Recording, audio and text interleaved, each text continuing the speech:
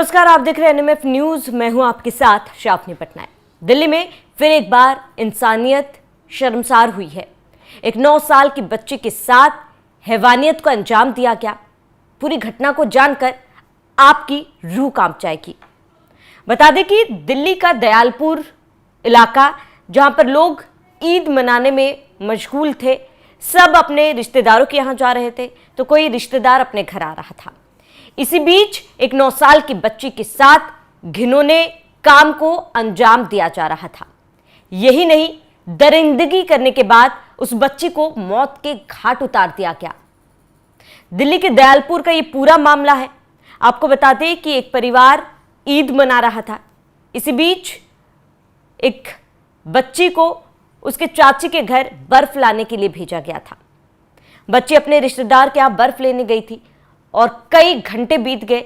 बच्ची के ना लौटने पर बच्ची का पिता बच्ची को ढूंढने के लिए घर से बाहर निकला। कई समय तक वो बच्ची को इधर उधर ढूंढता रहा। इसी बीच पड़ोसियों ने ये जानकारी दी कि यहाँ से कुछ ही दूर पर एक फ्लैट है जहां पर बच्ची उस तरफ जाती हुई दिखी थी। जिसके बाद पिता बच्ची को ढूंढने के लिए वहां गया।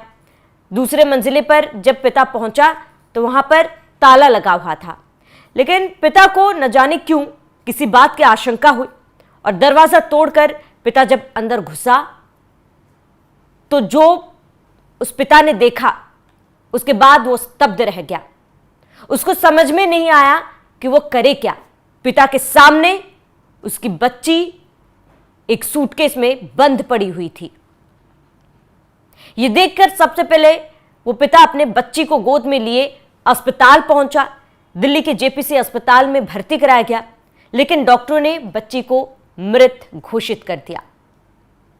पिता का कहना है कि जब वो उस फ्लैट में पहुंचा था तो बच्ची सूटकेस में बंद पड़ी थी और बच्ची के निचले हिस्से में कपड़े नहीं थे, जिसके बाद दरिंदगी की आशंका जताई गई, दुष्कर्म की आशंका जताई गई।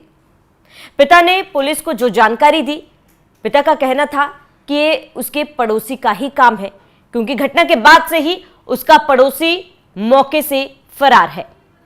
पिता का कहना है कि बच्ची अपने रिश्तेदार के यहाँ कुछ सामान लेने गई थी। सभी ईद मना रहे थे, हंसी खुशी त्योहार मना रहे थे। इस दौरान इस घटना को अंजाम दिया गया। पिता ने कहा कि जैसे ही वो अपने बच्ची को अस्पताल पहुंचाया, अस्पताल में डॉक्टरों ने बच्ची को मृत घोषित कर दिया। आसपास के लोगों से भी जानकारी मिली कि बच्ची यहां पर जब पहुंची थी तब किसी अनजाने शख्स के साथ वो जाती हुई दिखाई दी थी।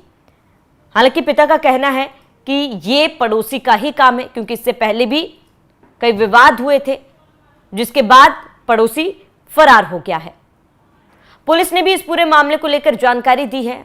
आपको बता दें कि फिलहाल पोस्टमार्टम के बाद बच्ची को परिजनों को सौंप दिया गया है, लेकिन पुलिस ने भी इस बात की पुष्टि की है और पुलिस का कहना है कि पॉक्सो एक्ट के तहत मामला दर्ज कर लिया गया है और जल्द से जल्द आरोपी को गिरफ्तार कर लिया जाएगा।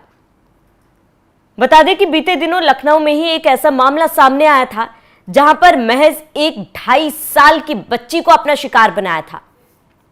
आरोपी युवक आसपास के इलाके में काम करता था और रात को बच्ची अपने माता पिता के साथ सोई थी।